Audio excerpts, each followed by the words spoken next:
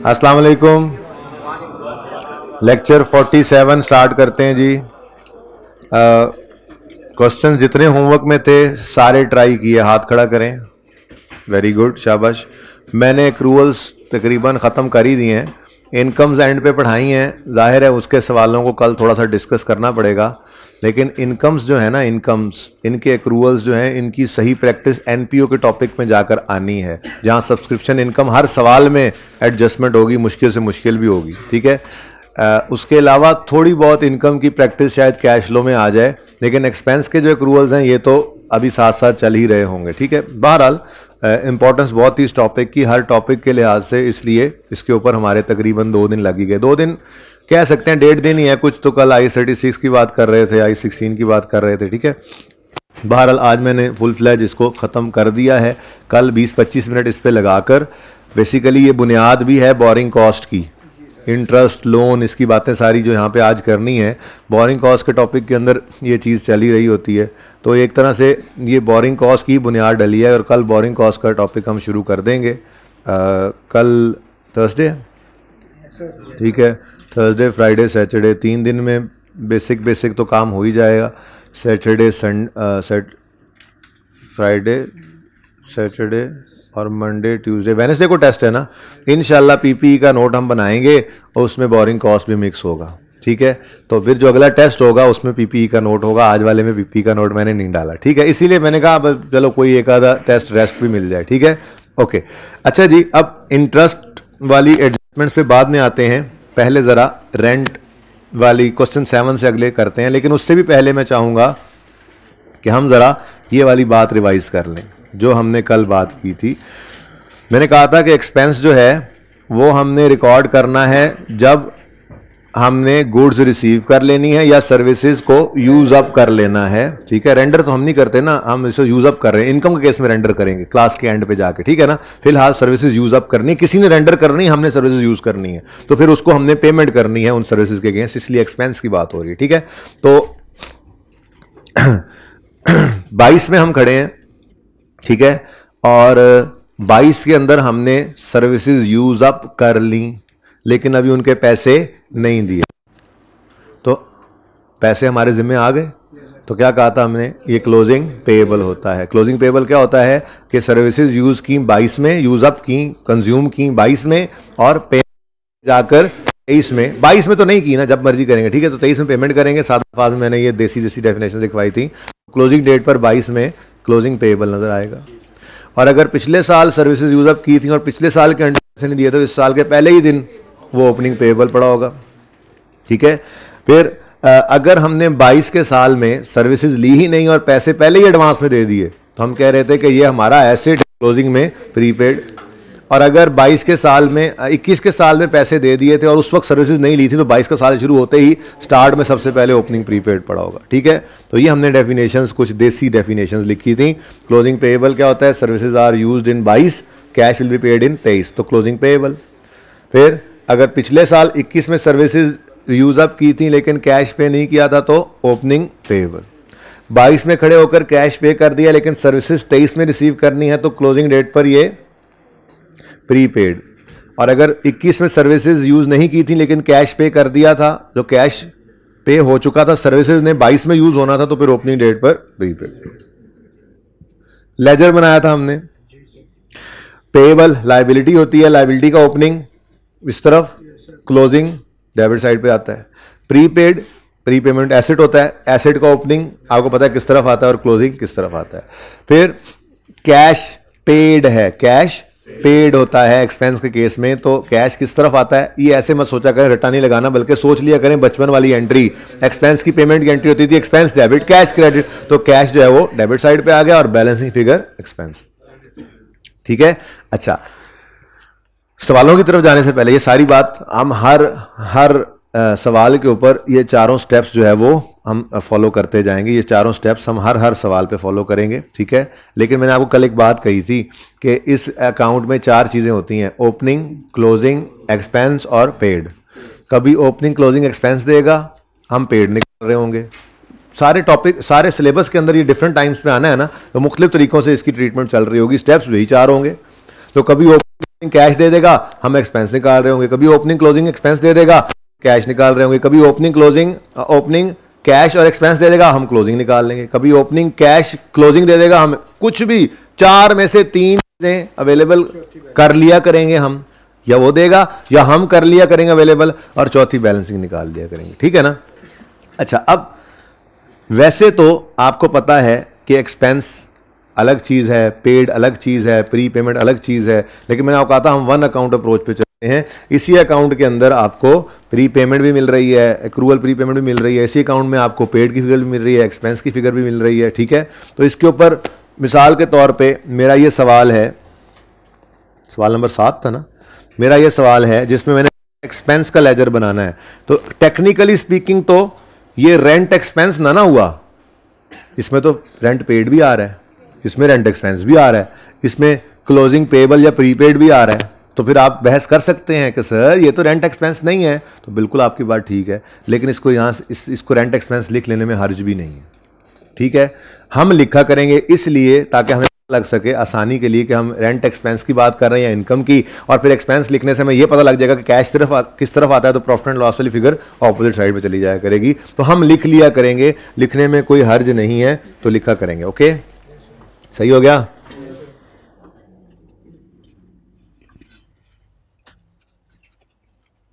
अच्छा, शुरू करें जी। Following are the extracts from trial. हो, अहम बात, ये तो हमने रिवाइज ही नहीं की। कहां गए ट्रायल्स? ये रहे ट्रायल्स जी। मैंने आपको कहा था 2 तरह के ट्रायल्स होते हैं, कहानी यहां से सामने रखें, इसके बैक एंड पे जो चल रहा है उसको छोड़ें, यहां तक। ये 2 तरह के ट्रायल्स होते हैं जी। एक ट्रायल, ये वैसे 2 तरह के ट्रायल आपकी जिंदगी में नहीं आते, आपकी जिंदगी में यही ट्रायल आया करेगा क्योंकि आईकैप को एडजस्टमेंट करवानी होती है। बहरहाल पिक्चर तो पूरी बताकर ही उसूल बनाएंगे ना, ठीक है। मैंने आपको कहा था ये पहले टाइप वाला अकाउंटेंट जो है, इसको एक्रूअल प्री पेमेंट्स की समझ कोई नहीं थी। इसने 11 महीने पे हुए तो एक्सपेंस में रिकॉर्ड कर लिया, 14 रुपए पे हुए रेंट के लिए तो एक्सपेंस में रिकॉर्ड कर लिया, 11 और 14 ट्रायल में ले आया। तो फिर बड़े अकाउंटेंट ने आकर देखा, ओहो 11 का तो पेड है, एक पेबल रह गया, ओहो 14 का पेड है, 2 महीने का तो प्री पेड है। याद आ रहा है, कल एग्जाम्पल में मैंने 1 महीने का एक्सपेंस 1 रुपया अज्यूम किया था आसानी के लिए समझाने के लिए, ठीक है। तो फिर ये जब अकाउंटेंट आया, बड़े वाला अकाउंटेंट, तो इसने आगे एडजस्टमेंट खुद की और एक्रूअल प्रीपेमेंट्स की नॉलेज को यूज करते हुए, जाग जाओ, है ना, कहां है तुम्हारी, लगाओ ना जी, ज्यादा नजर आता हूं मैं, अच्छा जी, वैसे स्मार्ट से तुम्हारी ऐनक से ज्यादा, अच्छा ठीक है।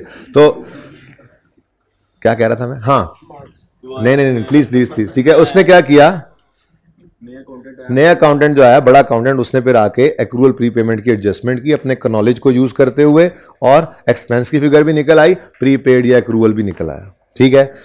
दूसरी किस्म का अकाउंटेंट वो था जो पढ़ा लिखा था, उसने 11 रुपए का एक्सपेंस पे हुआ था बिजली का, और उसने आखिरी महीने में जाके सेठ साहब से पूछा, सेठ साहब, मियां साहब, ओनर से जाके पूछा, ठीक है, ये 1 रुपए का ये जो दिसंबर का बिल है ये हमने अभी नहीं पे किया। तो उन्होंने कहा जी अभी वो बिल आया नहीं है ना, ठीक है, वो पता है आपको दिसंबर का बिल जनवरी में आएगा तो जनवरी में पे करेंगे। उसने कहा चलो ठीक है, इसका मतलब क्लोजिंग डेट पे क्या है, पेएबल। तो 11 की पेमेंट उसने रिकॉर्ड की हुई थी, क्लोजिंग पेएबल की एंट्री भी किया उसने, और एक्सपेंस 12 बन गया, यानी 1 रुपए का एक्सपेंस भी रिकॉर्ड हुआ। ये बड़ी मजे की बात है, वैसे आपस की बात है। ये देखो साइड पे जरा, ये देखो, आप कहते हो जी एक एक्सपेंस मिसाल के तौर पे है, ठीक है, आप कहते हो जी एक एक्सपेंस है 1 रुपए का, वो हमने पे नहीं किया तो रिकॉर्ड भी नहीं किया। मैं कहता हूं क्लोजिंग पेएबल बना लो।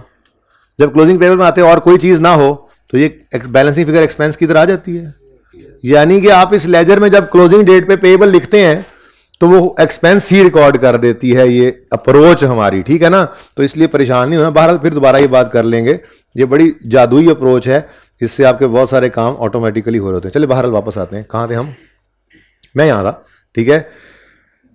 इस अकाउंटेंट ने, सेठ साहब ने कहा 14 रुपए का चेक बना के लाओ रेंट का। कहने लगा अच्छा कितने महीनों का है ये, जाके उसने पूछ लिया। उन्होंने कहा जी ये ना 14 महीनों का है, आपको तो बताया था 1 रुपया 1 महीने का रेंट है। उसने कहा अच्छा इसका मतलब है कि ये 14 जो पे किए हैं इसमें से 2 क्या है, हमारा एसेट है, क्लोजिंग प्रीपेड है, तो बैलेंसिंग एक्सपेंस निकाला, ठीक है। अब इस अकाउंटेंट का जो ट्रायल बना उसमें इलेक्ट्रिसिटी और रेंट नजर आ रहा था और एक्रूअल के एडजस्टमेंट अदर इंफॉर्मेशन में थी। इस अकाउंटेंट का जो ट्रायल बना उसमें एक्रूअल प्रीपेमेंट की एडजस्टमेंट हो चुकी है, क्लोजिंग पेएबल क्लोजिंग प्रीपेड भी नजर आ रहा है, ठीक है, और एडजस्टमेंट में कोई अदर इंफॉर्मेशन में एडजस्टमेंट नजर नहीं आ रहा। तो ऐसा ट्रायल जिसमें क्लोजिंग प्रीपेड या क्लोजिंग एक्रूअल्स आ रहे हों, क्लोजिंग पेएबल या क्लोजिंग प्रीपेड आ रहे हों, ऐसे ट्रायल में नजर आने वाली फिगर एक्सपेंस की होती है हमेशा, ठीक है। और जिस ट्रायल के अंदर क्लोजिंग प्रीपेड या पेएबल नजर नहीं आ रहे और अदर इंफॉर्मेशन ने कोई एडजस्टमेंट बताई हुई है, तो पक्की बात है भाई वो पेड की फिगर, ठीक है ना, बात समझ रहे हो। अब मसला पता है क्या है, मसला ये कि आपके सामने अगर ये दोनों ट्रायल हों तो आपको मुसीबत किस में पड़े। ये देखो, ये वाले ट्रायल को जब पकड़ोगे तो इनकम स्टेटमेंट बैलेंस शीट बनाने के लिए पहले आपको ये एक्रूअल वाले नॉलेज को यूज करके सारा काम करना पड़ेगा। ट्रायल से पेड की फिगर उठाएंगे, अदर इंफॉर्मेशन बताएगी ये पेएबल है ये प्रीपेड है, बैलेंसिंग एक्सपेंस निकालोगे, एक्सपेंस प्रॉफिट एंड लॉस में जाएगा, बैलेंस शीट में पेएबल या प्रीपेड चला जाएगा, ठीक है। लेकिन अगर आपके सामने ये वाला लेजर आए तो देखो बारों बार पीर वदाई में कहता हूं, बच्चे कहते हैं नहीं सर कहा करे, लाहौर में है नैरो नैर ठोकर, ठीक है। आप कहीं पे नहीं रुके, आपने कोई काम नहीं किया, आपने ट्रायल से रेडी स्टेडी एप्पल गो फिगर्स उठाई और सारा कुछ आपका यहां सामने आ रहा है। तो फिर आप खुद बताओ कि कौन सा वाला ट्रायल आपको आया करेगा सवाल में, जाहिर है, ठीक है।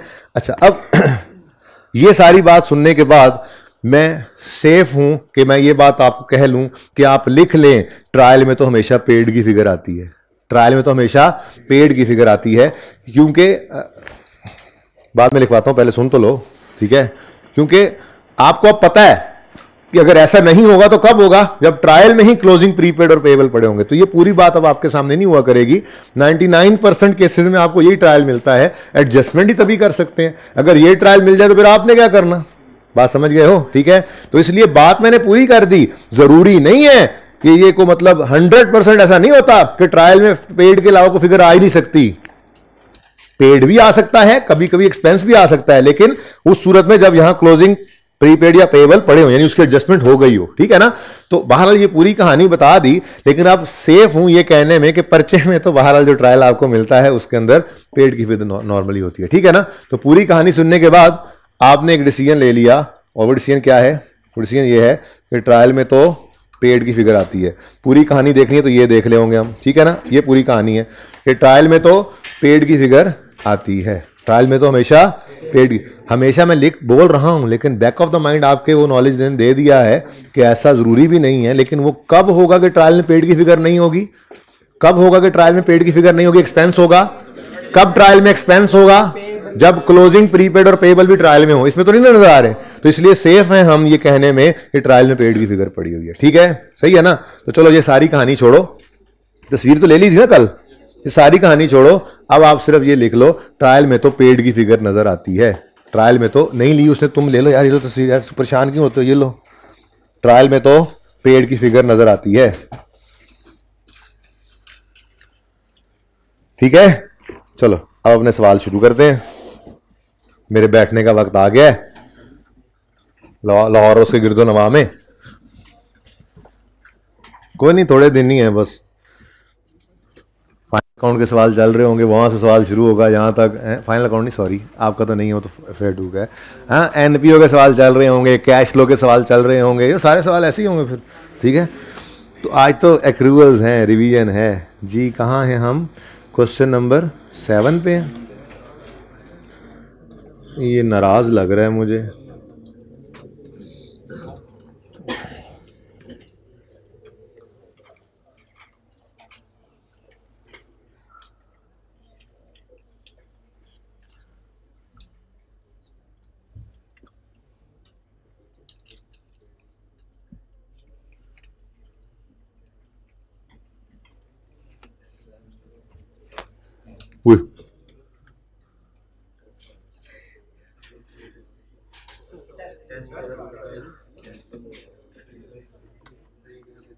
वजह टेस्ट दिखा दें, टेस्ट ही देखना है आपने, क्लास के बाद जाके टेस्ट देखना नहीं है आपने, इसका मजा ज्यादा है, मजे लेने आते हो तुम क्लास में। जी क्वेश्चन नंबर 7 से शुरू करते हैं। आप देख रहे हैं मैंने लेजर्स पहले से ओपन किए हुए हैं, यानी सारे सवाल मैंने कराने हैं। बस पहले चाह रहा हूं जरा एक्सपेंस की तरफ से चलें और फिर लोन और इंटरेस्ट को जरा अलग से डिस्कस करें, क्योंकि वो तो बेसिकली हमारी बोरिंग कॉस्ट की ही होगी डिस्कशन। जी अच्छा, question number 7, following are the extracts from trial. Page number कौन सा है जी 7 का? 451। 451 ठीक है जी। फॉलोइंग आर द, सवाल नजर आ रहा है? एंड तक बच्चों को नजर आ रहा है सवाल? एंड तक, एंड वाले बच्चे ये सवाल यहां पे सामने नजर आ रहे हैं? चलो, वैसे बुक में भी है। Following are the extracts from trial. 31 दिसंबर 8 ईयर एंड है। रेंट नजर आ रहा है 90। एक्सपेंस है या पेड? हम पेड ही कहेंगे इसको, ट्रायल में तो पेड की ही फिगर होती है। ठीक है, चलो अपने स्टेप्स को फॉलो करना है। 4 स्टेप्स थे। Step 1, we will write opening. तो ओपनिंग में प्रीपेड पड़ा है कोई? अच्छा, मैं ओपनिंग प्रीपेड, चलो पहले सवाल में लिख लेता हूं, फिर मैं बीडी लिख दिया करूंगा बस ना। आपको पता है प्रीपेड एसेट होता है और एसेट का ब्रॉड डाउन डेबिट साइड पे ऊपर नजर आता है, ठीक है ना? तो बीडी लिख लिया करेंगे। चलो पहली दफा मैं लिख देता हूं। ओपनिंग में प्रीपेड है, कोई नहीं, सवाल ने बताया तो खुद से नहीं अज्यूम करना। ओपनिंग में कोई पेएबल है?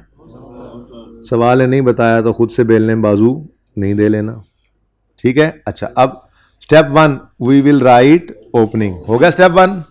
Step 2, we will record cash. अब कैश वो उससे भी आगे निकल गया। अब हम कैश कहां से मिल जाएगा हमें? ट्रायल में पेड की ही फिगर, कैश पेड की फिगर ही पड़ी होती है, ठीक है? तो फिर ट्रायल में जो फिगर पड़ी है कितनी है? 90 रुपए, उसकी एंट्री कैश वाली कर देंगे। लेकिन डबल एंट्री हो के यहां तक पहुंचा है, पर लिखना तो है ना लेजर में, ठीक है? तो कैश किस तरफ आता है ये याद ना रहे तो भाई रट्टा नहीं लगाना, देख लेना है बचपन में एक्सपेंस के अंदर कैश की एंट्री किस तरह से होती थी। एक्सपेंस का लेजर डेबिट, कैश क्रेडिट, तो इसलिए कैश की फिगर इस तरफ आया करेगी। ठीक हो गया? अच्छा, कितना कैश जी? अच्छा, ये कैश डबल एंट्री नहीं हुई, ये हमें मिला ट्रायल से है, ठीक है ना? ओके, तो डबल एंट्री तो होके यहां तक पहुंचा था ना। वो देखो, मैं अभी ट्रायल मैंने ओपन किया था, 11 रुपए का इलेक्ट्रिसिटी एक्सपेंस डबल एंट्री करता था, ट्रायल में 11 पड़ा होता था, ठीक है? वही 11 उठा के आगे लेजर में लिखते थे कैश वाली साइड पे, तो डबल एंट्री हो चुकी होती है वैसे, ठीक है ना? लेकिन अपने लेजर में उसको लिखते तो है ना, एक दफा तो लिखना ही है ताकि हम एक्सपेंस प्रीपेड पेबल वगैरह निकाल सकें, ठीक है? तो ये फिगर हमें कहां से मिली है? ट्रायल से। ओके, अच्छा, अब ओपनिंग लिख लिया, कैश रिकॉर्ड कर लिया। Step 3, we will calculate closing. उन्होंने कहा यार कैलकुलेट करने की जरूरत नहीं है, मैं हूं ना, आपको मैं बता रहा हूं, सवाल ने कहा मैं बता रहा हूं क्या?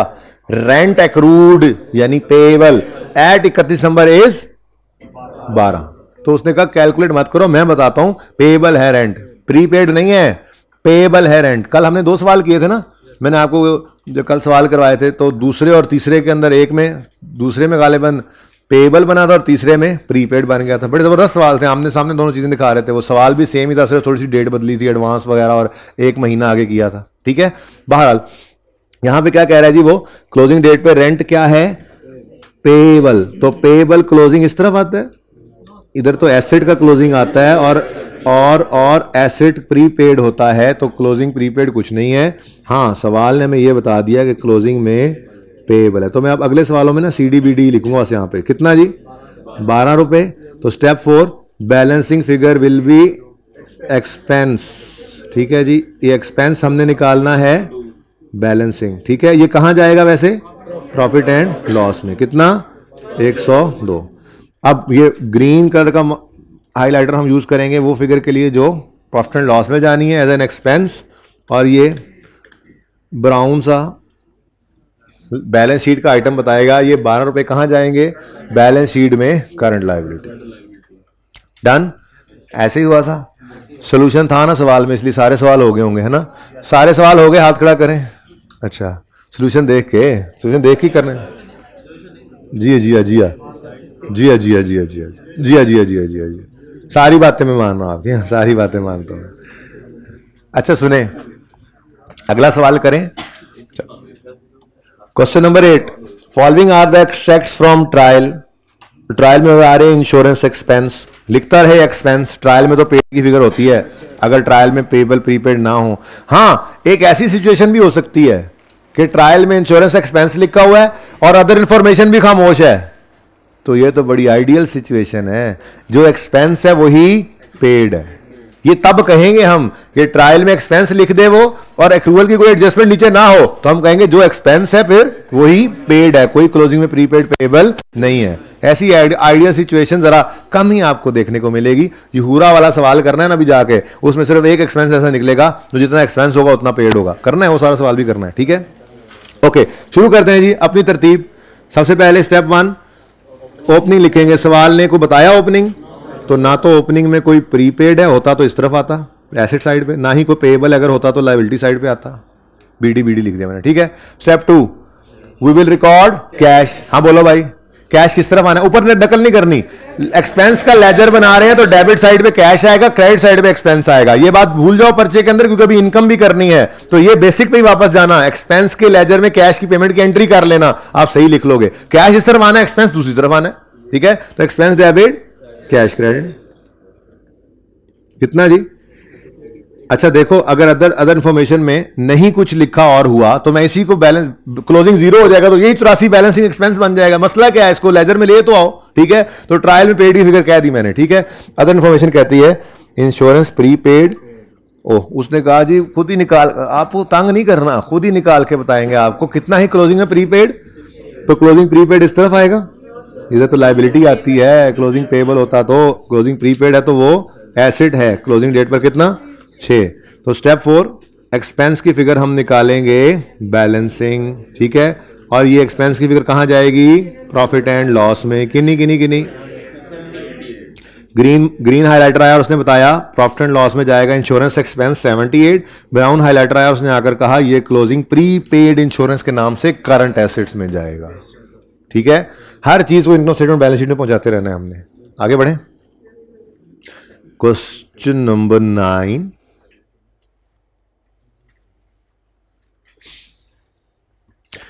Following are the extracts from trial. 31 number 8 का ट्रायल है, इंश्योरेंस एक्सपेंस है।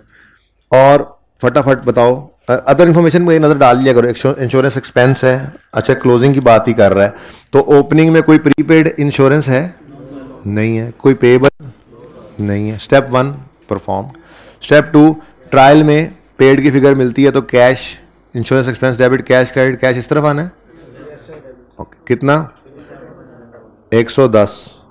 क्वेश्चन नंबर 9 कर रहा हूं ना, 87 कहां से देखा?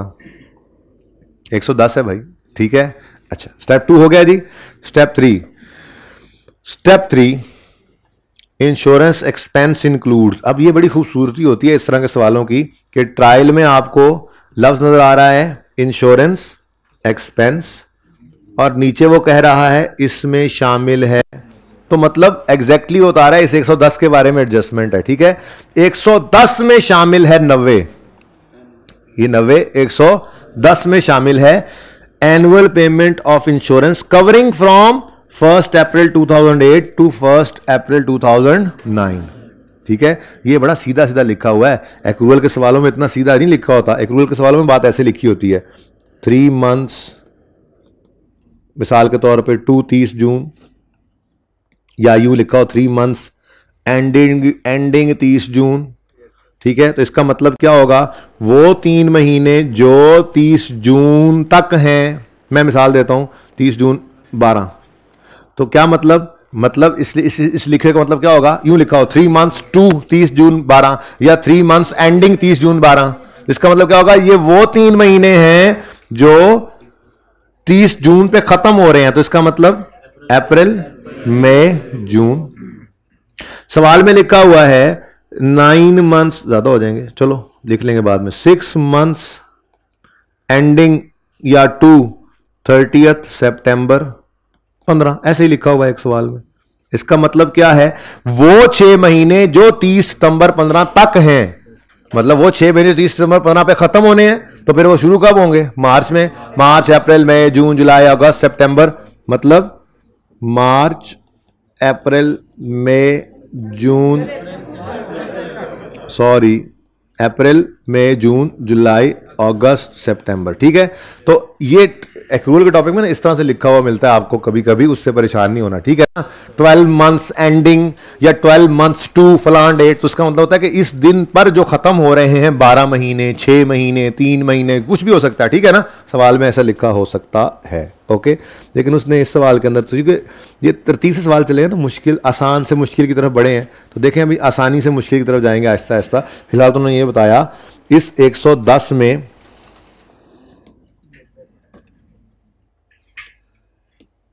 इस 110 में, भाई पता नहीं क्या कर रहा है ये, इस 110 में क्या पड़ा है, 90 पड़ा है। क्या पड़ा है भाई, आमिर को बुला लें जी। इस 110 में 90 पड़ा है।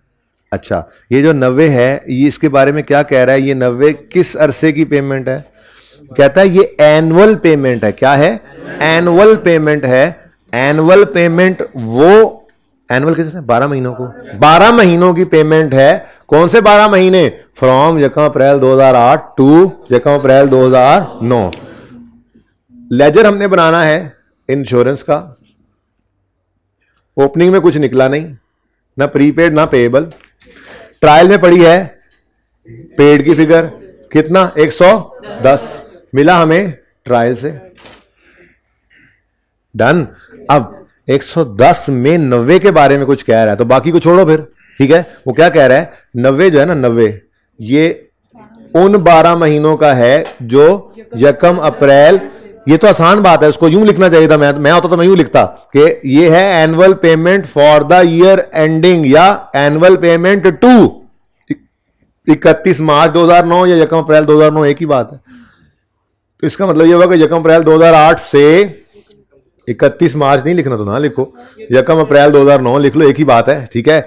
अब मसला क्या आना है, मसला ये आना है कि हमने उसूल बनाया था क्लोजिंग निकालते हुए अपने साल की पेमेंट की को, आखिरी पेमेंट उन्होंने बता दिया 90, इसमें पता नहीं किस दिन हुई है। 90 के बारे में अब बता रहा है तो पकड़ लेंगे इसको, 90 को चेक करेंगे, 90 की रेंज, 90 की रेंज हमारे साल को क्रॉस करती हुई आगे निकल गई है, ठीक है। 90 की पेमेंट के बारे में बताया कि वो 3 महीने आगे निकल गई है, वो 3 महीने आगे निकल गई है। तो क्लोजिंग डेट पर फिर क्या बन रहा है, प्रीपेड। अच्छा, अब ये प्रीपेड खुद निकालना पड़ेगा, कल सिखाया था। 90 कितने महीनों की पेमेंट है, 12 की। हमें 3 के साथ ये मसला है कि ये प्रीपेड है, कितना बनता है 33, तो फिर अच्छा जी 23, तो यहां पर क्या आ जाएगा जी, expense balancing figure 87।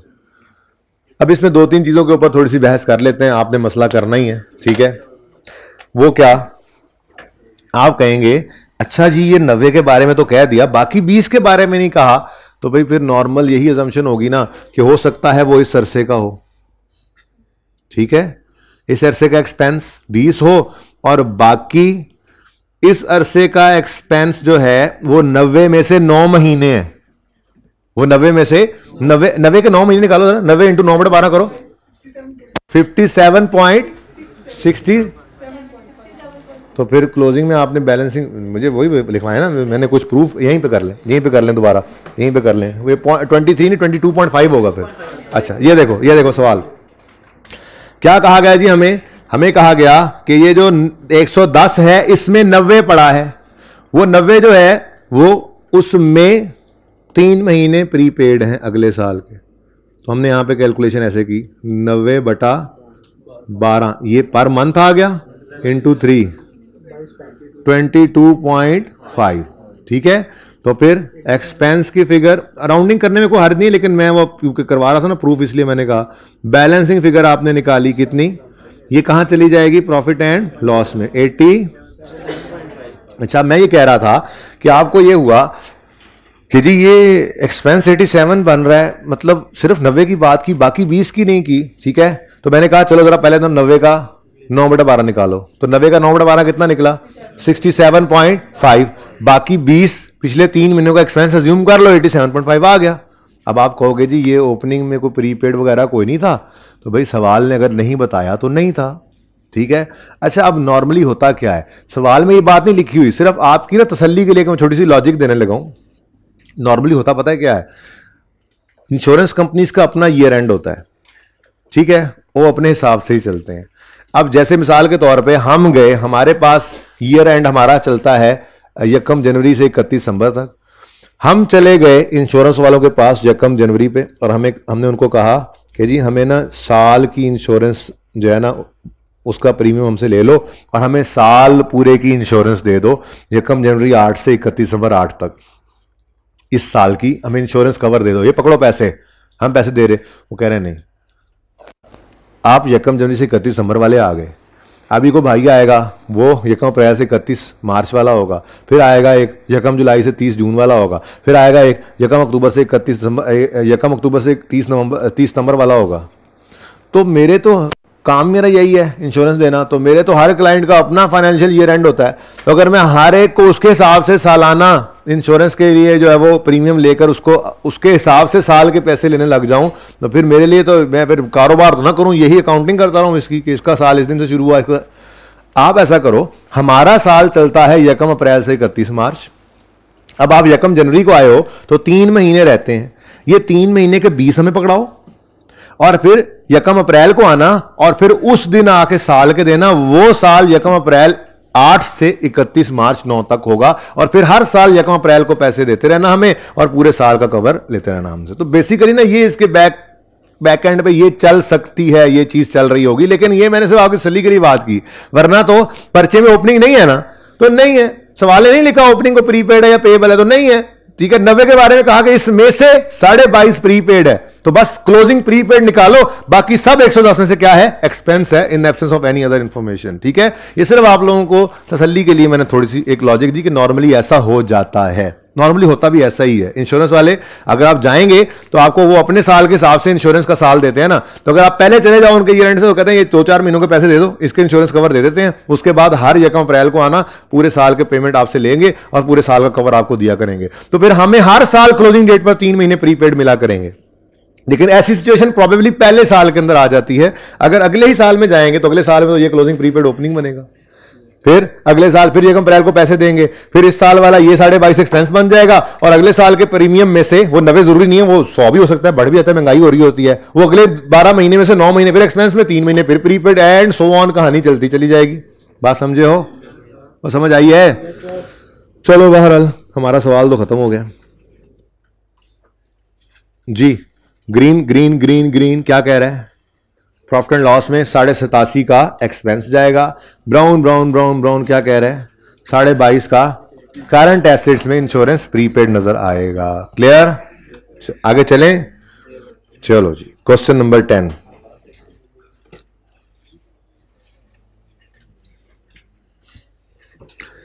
Following are the extracts from trial,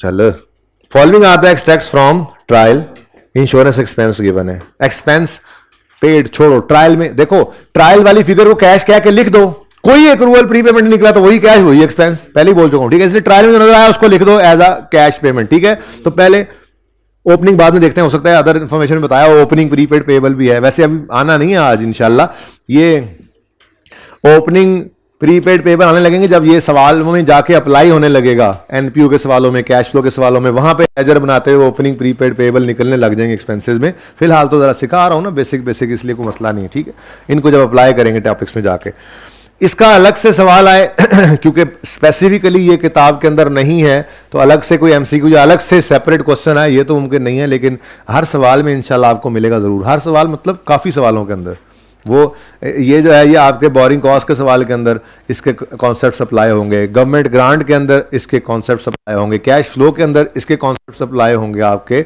NPO के अंदर इसके कॉन्सेप्ट अप्लाई हो रहे हैं। हर ये सवाल 3-4-5 टॉपिक्स ऐसे हैं कि ये सवाल आएगा तो इसके बगैर नहीं आएगा, इस समय ही आता है। ठीक है, तो ये पक्की बात है। अलग से सवाल क्योंकि सिलेबस में नहीं है इसलिए वो नहीं दे सकता कि एमसीक्यू अलग से पूछ ले, लेकिन 4-5 सवाल पर्चे में आते भी हैं और इनमें एक्रूवल की एडजस्टमेंट भी आती ही आती है। ठीक है ना। अच्छा, तो स्टेप 1 बाद में देखेंगे, पहले ट्रायल वाली फिगर को लिख दें। कैश है एक्सपेंस में कैश डेबिट साइड पे, insurance expense debit cash credit कितना 50। चलो अब उसके बाद अदर इंफॉर्मेशन में गए तो उन्होंने कहा इंश्योरेंस एक्सपेंस में शामिल है 24 जो कि एनुअल पेमेंट ऑफ इंश्योरेंस है फॉर 6 मंथ्स एंडेड। पहले एनुअल लिख दिया लेकिन फिर कह रहा है 6 महीनों की है, तो वो शायद वही मसला होगा कोई। बहरहाल हमें इससे क्या, ठीक है, हमें जो इन्फॉर्मेशन दे रहे हैं हम उसके हिसाब से अपना सवाल कर लेंगे। ठीक है, बल्कि इस एनुअल को ना काट दें, मैं अगली बार इसको काट दूंगा, ये कंफ्यूज कर रहा है खाम में, ठीक है ना, इसको काट दें। ये मैं इसलिए वाइट नहीं कर रहा ताकि मैं अगली बार इसको काट सकूं, अगर मैं वाइट कर दूं तो हो सकता है मैं ओवरलुक कर दूं इसको, ठीक है ना, तो इसको मैं रेड कर देता हूं, ठीक है। ये आपने नहीं लिखना, काट दें। चले, वैसे जरूरत नहीं थी इसको पढ़ने की, वो 6 महीने कह रहा ना तो उसको ले लेते, लेकिन मैं कह रहा हूं चलो इसको होना ही नहीं चाहिए। अच्छा सुनो, अब अपने सवाल है ना लेक्चर नोट्स वाले, कोई मसला नहीं, चलता है ये। अब इंश्योरेंस में क्लोजिंग प्रीपेड वगैरह तो निकल रहा है, इधर इंफॉर्मेशन कोई ऐसी नहीं है जिसमें ओपनिंग प्रीपेड या पेबल बताया हो, ठीक है ना। हम अपने स्टेप से चलते हैं। स्टेप 1, ओपनिंग लिखेंगे। ओपनिंग में प्रीपेड है, ओपनिंग में प्रीपेड है जी, प्रीपेड तो कोई नहीं है। पेबल है, फिर पेबल भी कोई नहीं है। स्टेप 2, कैश लिखेंगे, लिख चुके हैं। स्टेप 3, क्लोजिंग निकालेंगे। उसने कहा अच्छा आ जाओ बताता हूं तुम्हें कि इंश्योरेंस एक्सपेंस में शामिल है, इस 50 में शामिल है 24 payment of insurance for 6 months ended 28 फरवरी 2009। इसका मतलब अगर हम अपने साल की बात करें, हमारा साल है 31 दिसंबर 8 पे खत्म हो रहा, ठीक है।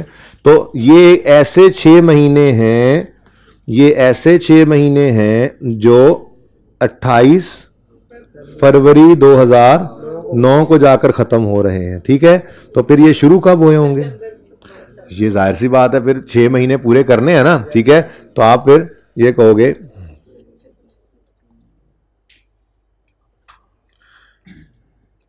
यहां कहीं पे, ठीक है। ये है 1 सितंबर, ठीक है।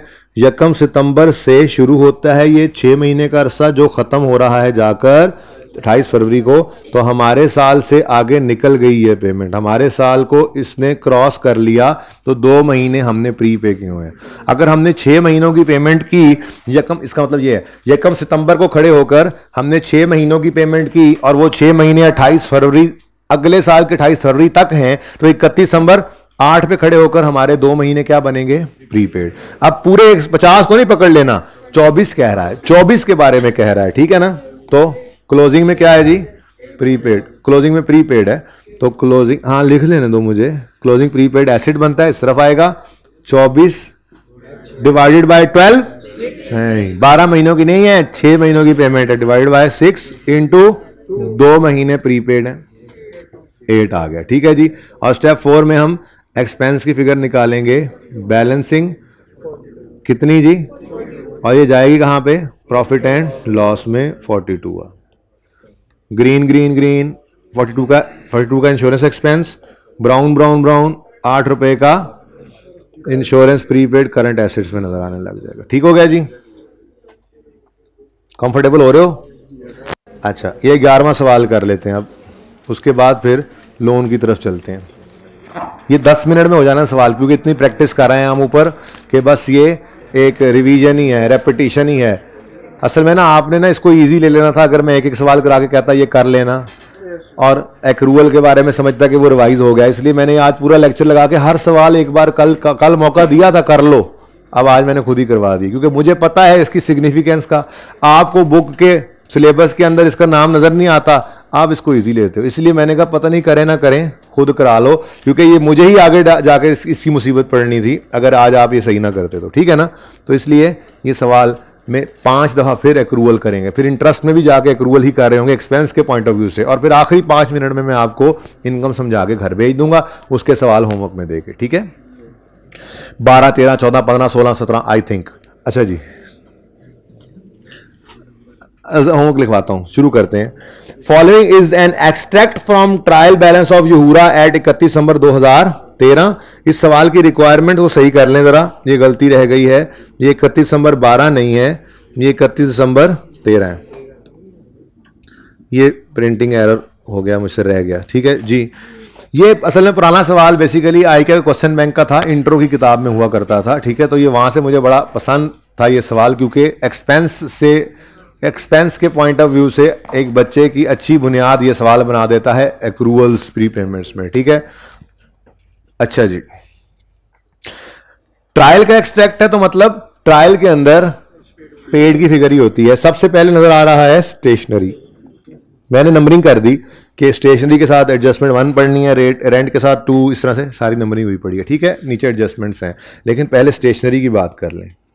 देखें जी, स्टेशनरी खरीदेंगे तो परचेजेस कहेंगे, जो बच जाएंगी तो वो क्लोजिंग स्टॉक होगा जो हमने फिर बेचना है। ये सिर्फ स्टेशनरी की दुकान के लिए होगी बात।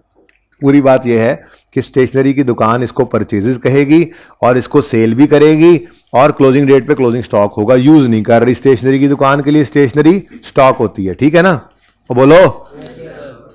लेकिन क्या स्टेशनरी की दुकान ही है जिसमें स्टेशनरी पड़ी होती है, या ये स्टेशनरी कुछ लोग और भी होते हैं जो खरीदते हैं बेचने के लिए नहीं, इस्तेमाल के लिए? कुछ लोग नहीं, सब लोग। जो भी ऑर्गेनाइजेशन आपको नजर आएगी वो स्टेशनरी को खरीदते हैं, बेचने के लिए तो नहीं खरीदते। स्टेशनरी शॉप से खरीद ली, लेकिन उन्होंने उसको इस्तेमाल करना था। क्रिसेंट वालों ने स्टॉक ऑफ स्टेशनरी खरीदा, मार्कर खरीदे, रजिस्टर खरीदे, पेजेस खरीदे, इस पर आप टेस्ट देते हो। ये स्टेशनरी का स्टॉक इन्होंने खरीद लिया, बेचने के लिए नहीं खरीदा, इस्तेमाल के लिए खरीदा। 100 रुपए की स्टेशनरी खरीदी इन्होंने, पीरियड एंड पे जाकर इन्होंने देखा 20 की तो अभी भी इस्तेमाल होने से रह गई, तो ये 20 इनका स्टॉक ही है, करंट एसेट्स में नजर आएगा, क्योंकि ये अगले पीरियड में जाकर यूज कर सकते हैं। लेकिन जो 80 है ये कॉस्ट ऑफ सेल नहीं बन जाएगी, क्योंकि ये स्टेशनरी बेचने वाली दुकान तो नहीं है, ये इन्होंने कंज्यूम कर ली 80 की stationery. This is an expense. ठीक है, आपके ऑडिट फॉर्म में जिसमें आप जाएंगे कैफ के बाद, ऑडिट फॉर्म के अंदर स्टेशनरी का स्टॉक उन्होंने 200 का मंगवाया। ये स्टेशनरी का स्टॉक इन्होंने मंगवाया है बेचने के लिए नहीं, इस्तेमाल करने के लिए। ठीक है, तो बिल्कुल किसी भी तरह के और तरह के एक्सपेंस की तरह से ये भी एक एक्सपेंस होता है ऑर्गेनाइजेशंस का।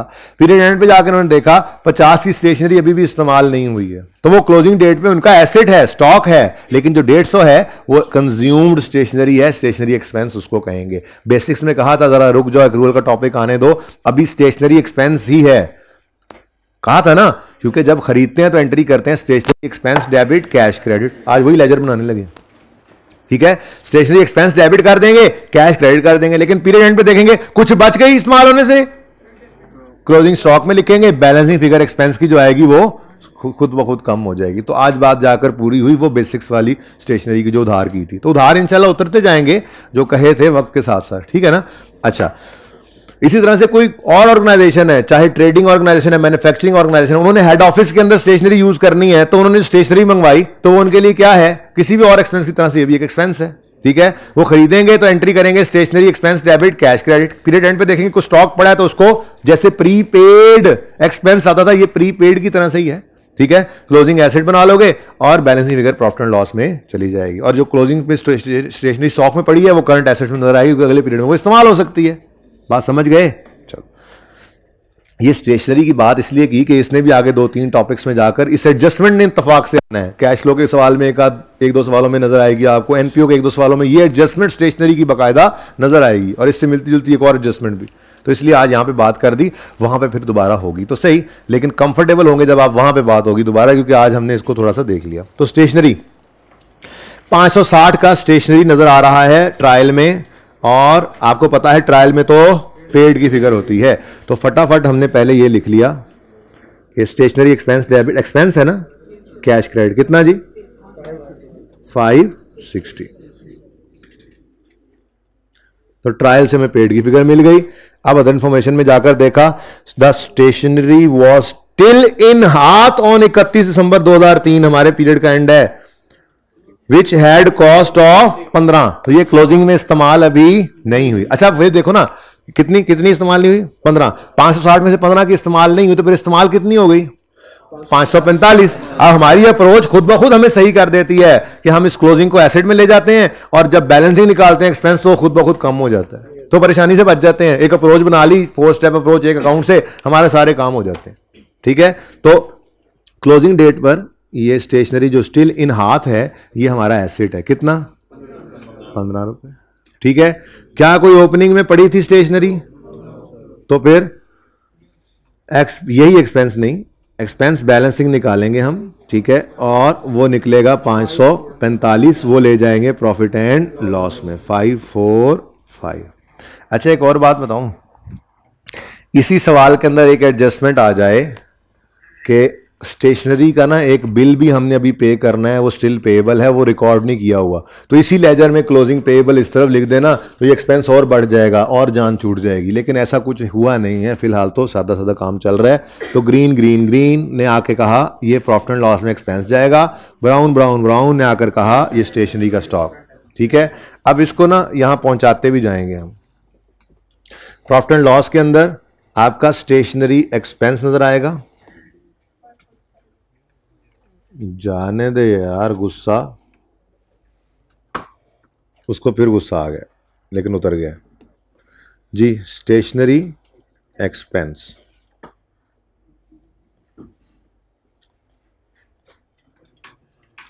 कितना जी? 545। नेगेटिव करना है तो कर दो, वैसे एक्सपेंस का लिखा होना काफ़ी होता है। और करंट एसेट्स के अंदर आपका स्टॉक ऑफ स्टेशनरी, तो स्टॉक स्टेशनरी का बेचने के लिए नहीं रखा हुआ, इस्तेमाल के लिए रखा हुआ है, पर स्टॉक तो है कितना? 15। पूरी कहानी सामने आ गई। ठीक है, आगे बढ़े। नेक्स्ट रेंट नजर आ रहा है जी, ट्रायल में रेंट नजर आ रहा है 900 रुपए का, तो इसको तो लिख लो ना पहले, रेंट एक्सपेंस डेबिट, क्योंकि ट्रायल में तो कौन सी नजर आ रही होती है फिगर?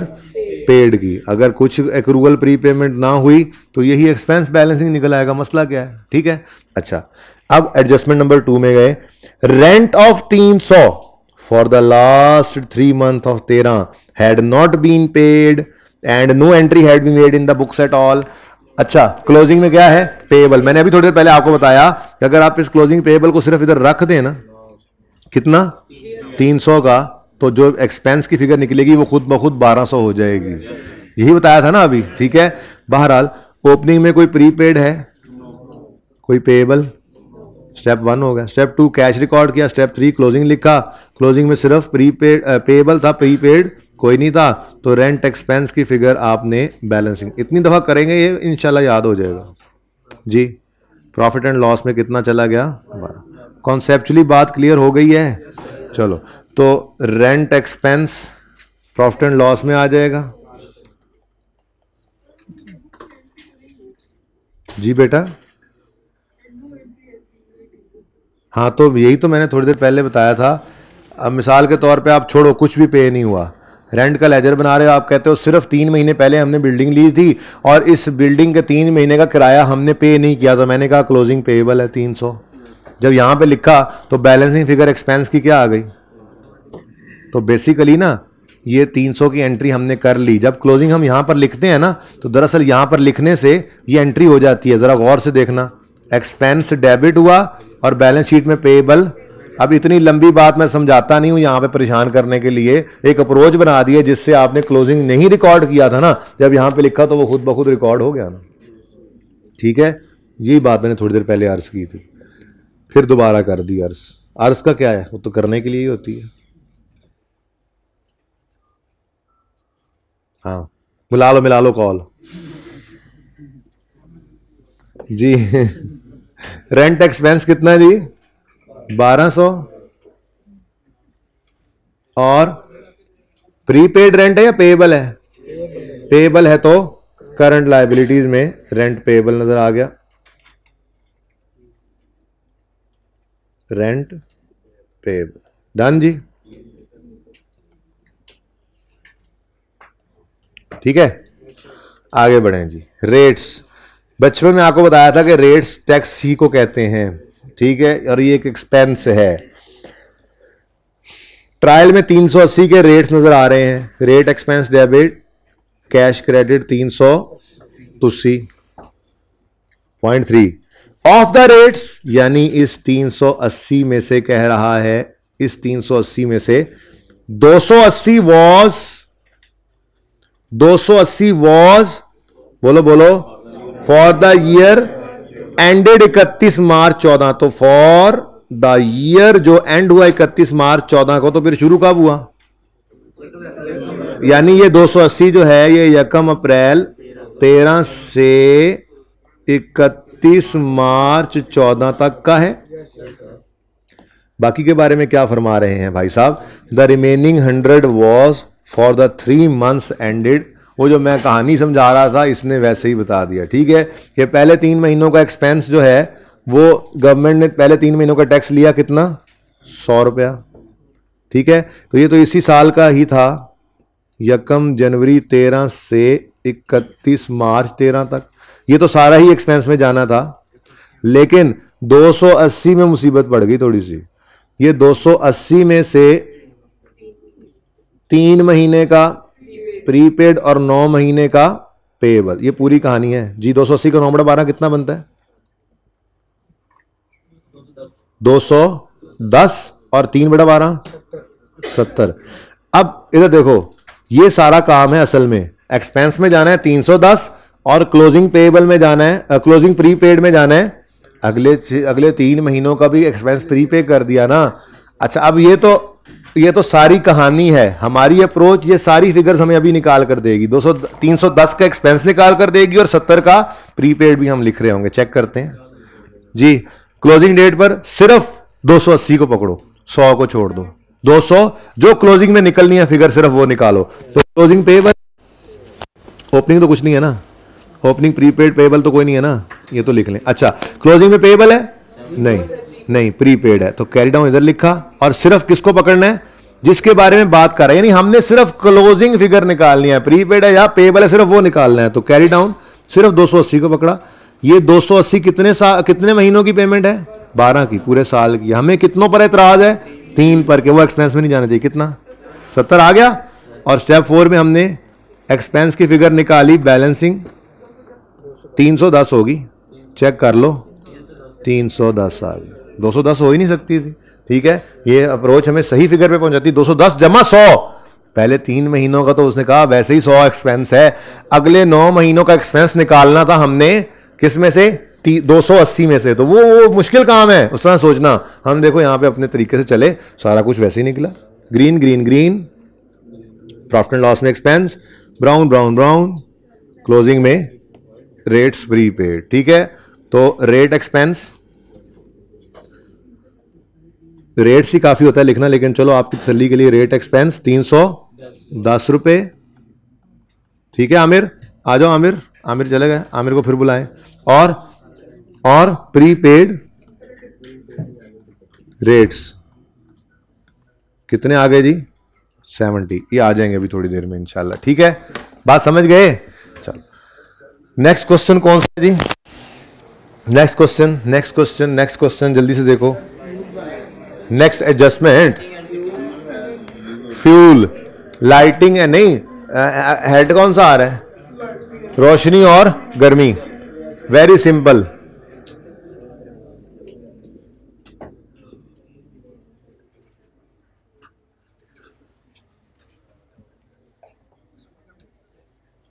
जी बच्चों, ओपनिंग में कोई प्रीपेड नजर आ रहा हो तो बता दें, कोई पेएबल है तो नहीं है। ट्रायल में कौन सी फिगर पड़ी होती है, आमिर बुलाया आपने आमिर को जी।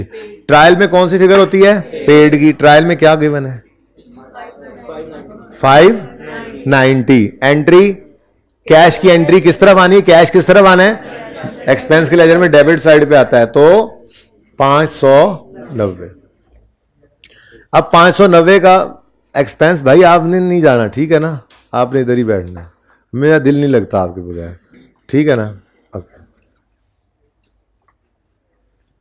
तुम क्यों हंस रहे हो, तुम्हारे बगैर भी नहीं लगता दिल, छुट्टी ना किया करो। अच्छा, करते भी नहीं हो तुम वैसे। अच्छा जी, तो 300, ये 590, अगर कोई एडजस्टमेंट ना हो तो यही 590 का जो पे किया यही एक्सपेंस बन जाए। लेकिन अदर इंफॉर्मेशन में वो कहता है 31 दिसंबर से पहले हमने कुछ फ्यूल रिसीव किया और उसको कंज्यूम भी कर लिया, लेकिन इनवॉइस रिसीव नहीं हुई, इसलिए रिकॉर्ड भी नहीं। एक बात याद रखना, कैश की पेमेंट का चक्कर ही कोई नहीं होता अगर इनवॉइस नहीं आई तो। सवाल खामोश हो तो इनवॉइस का मतलब, कोई कहे ना सवाल के जी इनवॉइस आई है, ये भी कहता था कि इनवॉइस आई है, तो हम कहते पेमेंट अभी नहीं हुई। इनवॉइस का मतलब भी क्या होता है, अभी बिल आया, पेमेंट करनी है, लेकिन वो कह रहा है इनवॉइस सिरे से आई ही नहीं, तो हम तो एक स्टेप और पीछे चले गए। ठीक है, तो कितना कह रहा है, हमने फ्यूल यूज कर लिया था, लेकिन आगे क्या अंग्रेजी बोल रहा है, and and no entry had been made. ये वही वाला काम अब करना है हमने, ठीक है। क्लोजिंग में कितना कितना 12 कितना 15 रुपए का फ्यूल आया, कंज्यूम हो गया, एंट्री नहीं की, यानी हमने एक्सपेंस को रिकॉर्ड नहीं किया। पेएबल है ना, पेएबल, सिर्फ यहां पर लिखो 15, वो खुद ब खुद रिकॉर्ड हो जाएगा। ये 605 हो जाना अभी, ठीक है।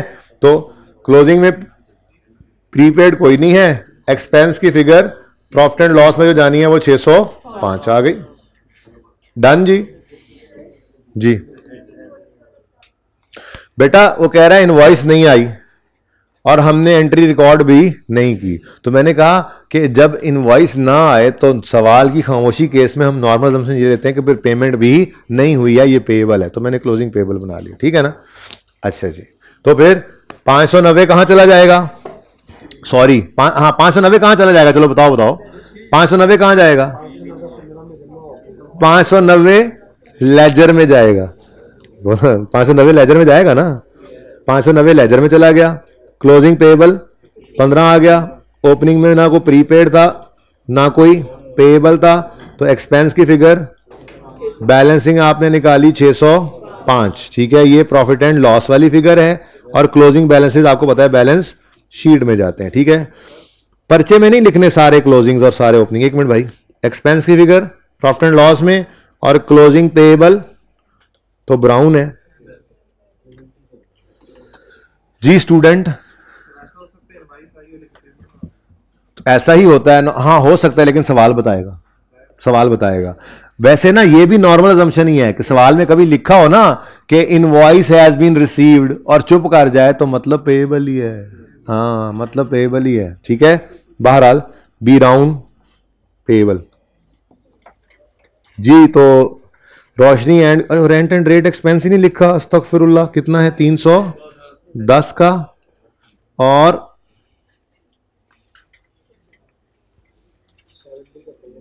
310 और प्री पेमेंट है, प्रीपेड रेट्स 7T। अच्छा अब आगे जी लाइटिंग एंड हीटिंग, रोशनी एंड गर्मी एक्सपेंस।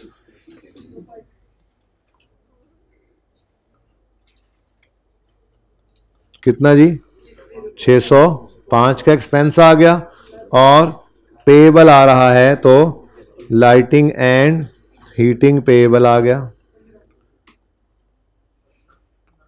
ठीक है। एक रह गया अब या दो, अभी भी दो रहते हैं। इंश्योरेंस आ गया, फिर आ गए इंश्योरेंस तो फिर आ गए, इंश्योरेंस तो फिर आ गए। इंश्योरेंस 260 पे हुई। Point number 5, 70 of the 260 was in respect of insurance cover for the year 14। उसने कहा टेंशन ना लो, मैं खुद प्रीपेड निकाल के देता हूं। कहता है जो 260 का पूरा गिवन है ना, इसमें से 70 14 का है, तो हम तो 13 में खड़े हैं, तो 14 का प्रीपेड उसने खुद ही निकाल कर दे दिया था। इतनी आसान एडजस्टमेंट थी। ओपनिंग में कोई ये अब मैं कल परसों बड़े होकर भी नहीं लिखा करेंगे ब्रॉड डाउन। चले बहरहाल expense debit cash credit 260। Closing में पेएबल है नहीं, प्रीपेड है खुद निकालेंगे नहीं, निकाल के दिया हुआ है। 260 में से ना निकालने बैठ जाना, उसने क्या दिया 260 में से 70 क्या है प्रीपेड। अब वो कैसे निकला है वो आपका मतलब नहीं है, ठीक है ना। तो एक्सपेंस की figure balancing 190 profit and loss में जाएगी। अब नहीं एक रूल में इंशाल्लाह आपने मार खानी, ठीक है। प्रॉफिट एंड लॉस में एक्सपेंस जाएगा और क्लोजिंग में प्रीपेड। क्या बेटा आज के टेस्ट में भी दे लोगे ना आप टेस्ट, तो अब अक्रूवल क्या मजाल आपको तंग करे, लेकिन टेस्ट तो टेस्ट होता है ना जी। इंश्योरेंस एक्सपेंस यही सवाल आया होना है, कौन सा यही सवाल क्यों आया होना है, नहीं मैं एडा सादा तानू रखा है, ऐसे नहीं ये सवाल, लड़ाई होगी सवाल में, तो फाइटर्स आएंगे, निंजाज आएंगे जी। 260 का एक्सपेंस है इंश्योरेंस का और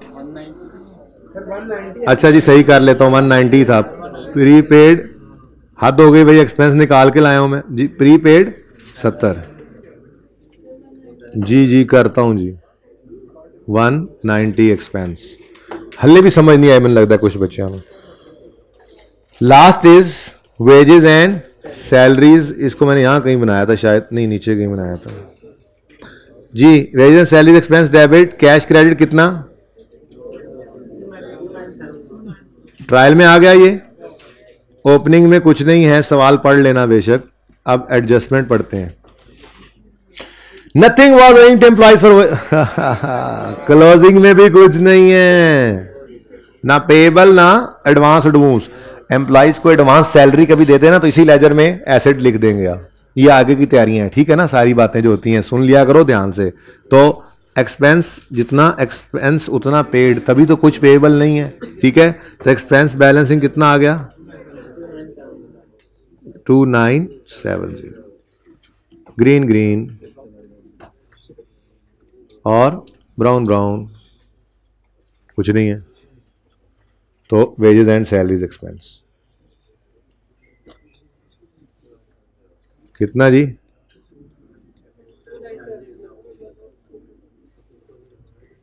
कितना जी, डन।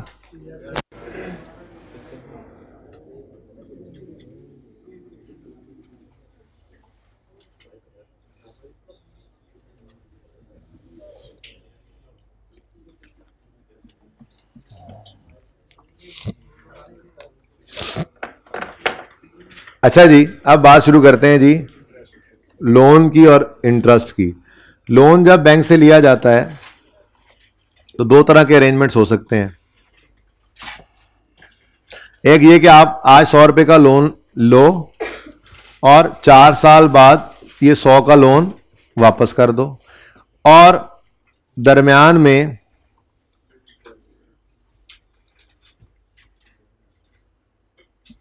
जल्दी कर लो यार,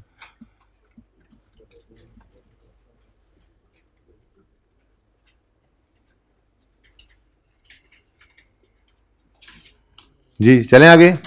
अच्छा जी, एक सिचुएशन ये होती है कि आप 100 रुपए का लोन आज लें और 4 साल के लिए लें और 4 साल बाद वो लोन वापस कर दें, लेकिन हर साल के एंड पे कुछ इंटरेस्ट पे करते रहें, लेट से 15 रुपए, ठीक है।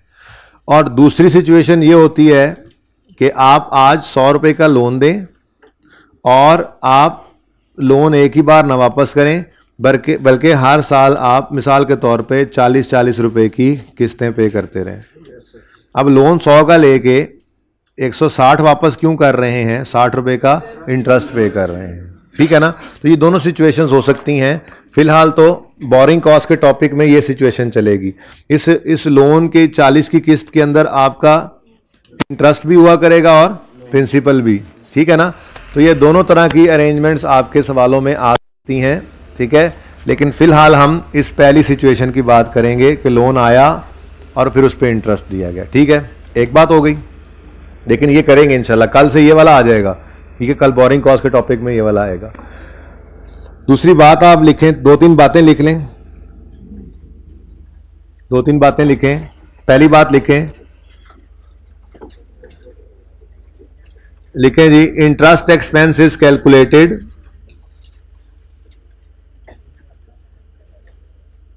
interest expense is calculated on principal loan outstanding, मैं यहां लिख रहा हूं on principal loan outstanding during the year। क्या मतलब, इधर देखें, मिसाल के तौर पे आपने ये 100 रुपए का लोन पहले दिन लिया, साल के एंड पर जाकर आप जब इंटरेस्ट निकालेंगे तो इस पूरे साल के अंदर ये 100 आउटस्टैंडिंग रहा, इंटरेस्ट रेट 100 पे लग जाएगा और पूरे साल का इंटरेस्ट एक्सपेंस आ जाएगा। और अगर यही लोन आप लेते हैं मिसाल के तौर पे 1 मार्च पे खड़े होकर, तो ये 100 रुपए का लोन पूरा साल आउटस्टैंडिंग नहीं रहा। कितने महीने का इंटरेस्ट, 10/12, 1 मार्च से आ गया ना तो 10 महीने का इंटरेस्ट लेंगे, ठीक है। तो इंटरेस्ट जो है वो कैलकुलेट किया जाता है on principal loan outstanding during the year. एक और बात भी,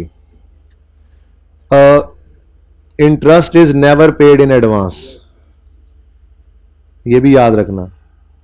ये नहीं होता कि 100 रुपए का लोन लेने गए तो उसने कहा यार फटाफट ऐसा करो ना, 10 रुपए का इंटरेस्ट तो अभी 15 रुपए का इंटरेस्ट अभी निकाल दो, तो आप कहोगे यार फिर 85 दे दे भाई, आज ही तुम लोन लेके 100 दे के 100 का 15 वापस दे, 85 दे दो ना, फिर 85 दे दो फिर, हद हो गई। तो इंटरेस्ट इज, दुनिया के अंदर इंटरेस्ट हमेशा एरियर में पे होता है, कभी एडवांस में पे, तो प्री पेड नहीं आया करेगा।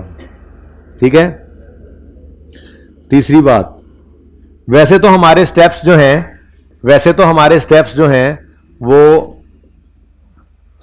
यही है कि हम ओपनिंग, कैश और क्लोजिंग निकालते हैं और एक्सपेंस की फिगर बैलेंसिंग निकलती है। लेकिन अगर कभी क्लोजिंग ना निकल पा रहा हो और प्रॉफिट एंड लॉस अकाउंट के अंदर एक्सपेंस की फिगर आप इंटरेस्ट की पहले निकालना चाह रहे हो, तो कौन कौन सी ऐसी चीजें हैं जो अवेलेबल हो तो हम एक्सपेंस की फिगर पहले निकाल सकते हैं, वो लिखवा रहा हूं। अगर लोन प्रिंसिपल अमाउंट,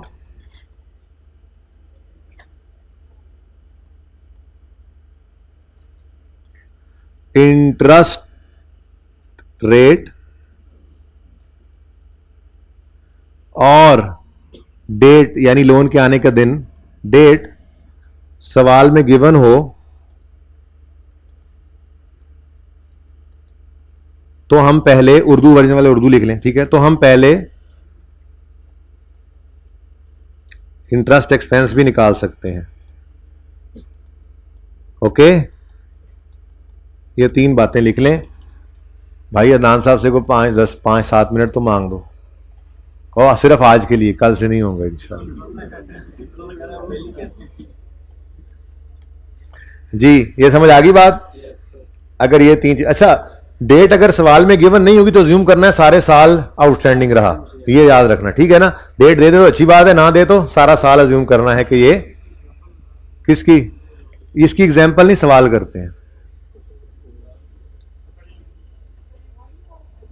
नहीं, ये सवाल। क्वेश्चन नंबर 4, लोन 6 लाख का है, प्रिंसिपल अमाउंट नजर आ रही है लोन की, फिर इंटरेस्ट रेट है नजर आ रहा है कितना, 14%, और लिया किस दिन है, 1 मार्च 2008 पे। तो ये एग्जांपल है, लोन की प्रिंसिपल अमाउंट, इंटरेस्ट रेट और डेट गिवन है, तो एक्सपेंस पहले निकल सकता है। अब इस सवाल के अंदर मामला भी कुछ ऐसा ही था। वैसे तो ओपनिंग प्रीपेड तो हो ही ना सकता, मैंने इधर लिख कर ना ऐसे क्रॉस लगा दिया और फिर मैंने इसको लाल भी कर दिया ताकि आपको याद रहे ये प्रीपेड तो कभी नहीं हो सकता। अच्छा, पेएबल भी नहीं है क्योंकि लोन पहले था ही नहीं। स्टेप 2 में हम कहते हैं जी ट्रायल में कैश की फिगर पड़ी है तो हमने कैश भी ले लिया। इंटरेस्ट ऑन लोन लिखा हुआ था 20। भाई लोन ना लायबिलिटी के लेजर में जाएगा, बैलेंस शीट में नजर आएगा नॉन करंट लायबिलिटीज में, लेकिन मैं इसमें इंटरेस्टेड नहीं हूं इस वक्त। उसने कहा इंटरेस्ट एक्सपेंस का लेजर बनाओ, तो लोन की तरफ मैं नहीं जा रहा। ठीक है ना। लोन है, क्लोजिंग है, बैलेंस शीट में नॉन करंट लायबिलिटी आएगी, बस। ठीक है। अच्छा तो इंटरेस्ट ऑन लोन 20 नजर आ रहा है। अगली बात, हम निकाला करते थे क्लोजिंग, कैलकुलेट करते थे और एक्सपेंस की फिगर बैलेंसिंग निकाला करते थे। ठीक है। लेकिन आज देखो रिक्वायरमेंट से पहले कुछ भी लिखा ही नहीं हुआ। अब 20 जो पे हुआ है ये कितने अरसे का है पता ही कोई नहीं है, समझे। अब हम रीअरेंज करेंगे। हमने गौर से देखा तो एक्सपेंस की फिगर आज पहले निकल सकती थी, तो हमने कहा कोई मसला ही नहीं है, एक्सपेंस की फिगर पहले निकाल लेंगे और आज क्लोजिंग को बैलेंसिंग निकाल लेंगे। ठीक है। क्यों निकाल सकते हैं हम एक्सपेंस, क्योंकि मैंने आपको एक लाइन लिखवाई, लोन की प्रिंसिपल अमाउंट गिवन हो 600, इंटरेस्ट रेट गिवन हो कितना है 14% पर एनम है। ठीक है। और डेट गिवन हो 1 मार्च, तो 10/12 एक्सपेंस बनता है आपका। 10 महीने आपने बैंक का ये पैसा इस्तेमाल किया है, तो अगर इस साल के एंड पे आप जाके 31 पे कहो ना बैंक को ये पकड़ो अपने पैसे वापस, मैंने नहीं देना, लेन देन करना सूद का, तो कहेगा चाचू पहले ये 10 महीने का एक्सपेंस निकालो, फिर आप चले जाओ, बेशक हाजी साहब बनो फिर। ठीक है ना। क्योंकि मेरा पैसा 10 महीने तुमने इस्तेमाल किया है, तो ये 10 महीने का एक्सपेंस तो दो। बात समझे। ठीक है। तो कितना आया, तो 70 का एक्सपेंस बनता था, 20 पे किया हुआ था, तो 50 फिर क्या है पेएबल। सिंपल। ठीक है ना। तो हम थोड़ा सा रीअरेंज कर गए चीजों को, तो एक्सपेंस और ये क्लोजिंग में पेएबल। ठीक है। अब ये 5 और 6 आपने ट्राई करने हैं, बिल्कुल हो जाएंगे, बिल्कुल हो जाएंगे। 6 की बात भी बता चुका हूं, अगर डेट गिवन ना हो तो अज्यूम करो साल सारा ही आउटस्टैंडिंग रहा। तस्वीर बनानी है।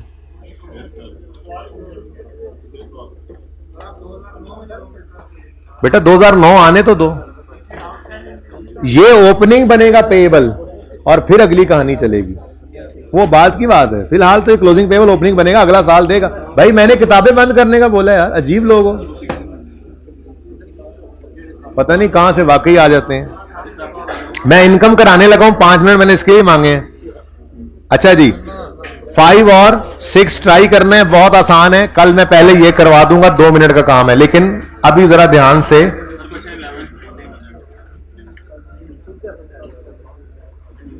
भाई आपका होमवर्क आज बनेगा क्वेश्चन 12, 13, 14, 15, 16, 17 लिख लें। हर सवाल में एक एक लेजर बनाना है, बस ऐसे ही छोटे छोटे सवाल हैं। अच्छा सुने, अब भाई बातें ना करें यार, मैंने आज नाम लिख लेना और कल मैंने क्लास से निकाल देना बोरिंग कॉल स्टार्ट करते हुए। कोई मुझे बोलता हुआ नजर आया तो मैं साफ सुथरी बात कर रहा हूं। 5 मिनट मांगे, 5 मिनट आप लोग बोलते हुए गुजार दोगे। अच्छा जी,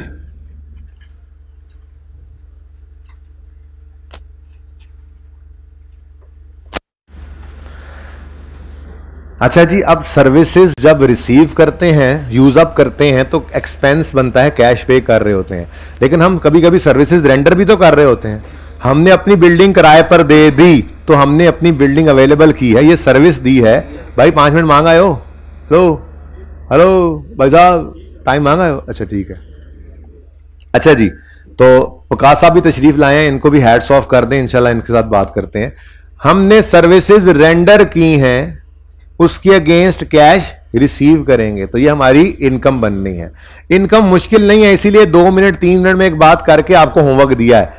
कल तो सवाल कराने ही है, कहा है ना 20 मिनट आधा घंटा इस पे लगा के आगे चलेंगे। और इसकी बहुत प्रैक्टिस भी एनपीओ के अंदर है, कैश फ्लो में थोड़ी बहुत है, लेकिन आसान बहुत है। आसान क्यों है? आपकी जो शक्ल है, ये शीशे में ये वाला कान इधर हो जाता है, ये वाला कान इधर हो जाता है, बस यही है और कुछ नहीं है।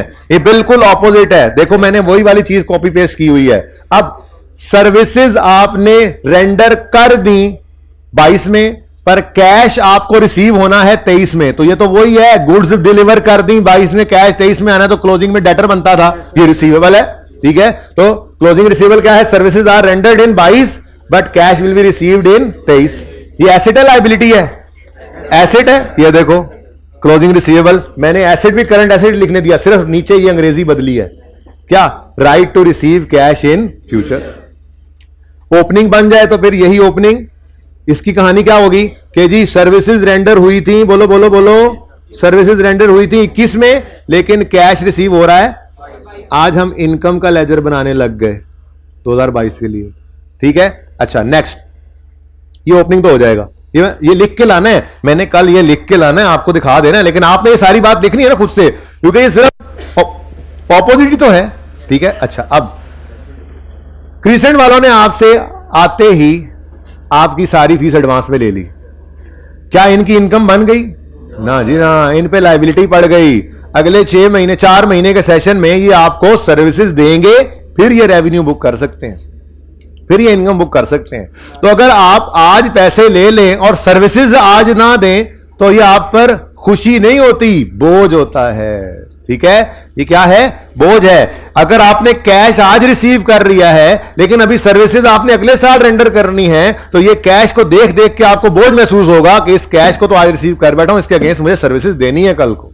ठीक है, तो 2022 में कैश अगर रिसीव हो जाए, cash is received in 2022 but services will be rendered in 2023। तो 2022 के एंड पे तो फिर ये आपके ऊपर एक बोझ पड़ गया ना। ठीक है, तो इसको कहा जाता है closing advance, advance income, unearned भी कहते हैं, वो नाम कल लिखवाऊंगा। तो क्लोजिंग डेट पर अगर आपका एडवांस है, तो ये आपके ऊपर क्या है? लायबिलिटी है। लायबिलिटी किस चीज की है? लायबिलिटी टू पे कैश है, ऑब्लिगेशन टू पे कैश है। कल भी ऑब्लिगेशन ही लिखा था ना, ये है ऑब्लिगेशन टू प्रोवाइड या रेंडर सर्विसेज इन फ्यूचर। बात समझ गए? और यही क्या हो जाएगा ओपनिंग के लिए कि आपने 2021 में कैश रिसीव किया था, लेकिन सर्विसेज 2022 में देनी तो 21 की शाम को ये एडवांस था, जो पहले दिन 22 की सुबह ये एडवांस बना होगा। ठीक है, आगे कैश की बात कर लें और इनकम की बात कर लें। इनकम के लेजर में कैश किस तरफ आना है और इनकम किस तरफ, तो उसके लिए भाई बचपन वाली बात, इनकम के केस में कैश रिसीव हो तो क्या एंट्री बनती है, कैश डेबिट, कैश का अकाउंट डेबिट तो इनकम का अकाउंट, यानी कैश अभी तक इस तरफ आ रहा था एक्सपेंसेस में, इनकम आई तो उलट हो गया। ठीक है, यही बस ये आपका कान है, एक जो इधर वाला इधर हो रहा है, इधर वाला इधर, बस बाकी सब सेम है। ठीक है, तो बैलेंसिंग फिगर एंड पे निकालोगे इनकम, एक्सपेंस नहीं इनकम, जो बैलेंसिंग निकलेगी और जो कहां लेकर जाओगे आप, कुछ मुश्किल नहीं है। सवाल मैंने सारे करवाने हैं आपको, ठीक है, लेकिन आपने थोड़ी ट्राई करके आनी है। ग्रीन ग्रीन ग्रीन आज इधर आ जाएगा और क्लोजिंग में एडवांस होगा तो करंट लायबिलिटी, और अगर रिसीवर होगा तो करंट एसेट। ठीक है जी, जूम इन करना चाहिए था। ऊपर क्या रह गया, कुछ भी नहीं है, आप लोग ही हैं यहां पे जो शक्ल आपकी नजर नहीं आ रही है। लें, इनकम्स आर रिकॉर्डेड, ये वो बेसिक वाली बात मैंने लिखी है जो बेसिक्स में पढ़ाई थी, वो incomes are recorded when goods are delivered और services are rendered, no matter cash is received और नॉट। गुड्स को हमने वहीं देख लिया था, डेटर सेल ऑफ गुड्स, और सर्विसेज यहां पे आ गए। ठीक है, कौन कौन सवाल है जी, 12, 13, 14, 15, 16, 17, 12, 13, 14, 15, 16, 17। अल्लाह हाफिज।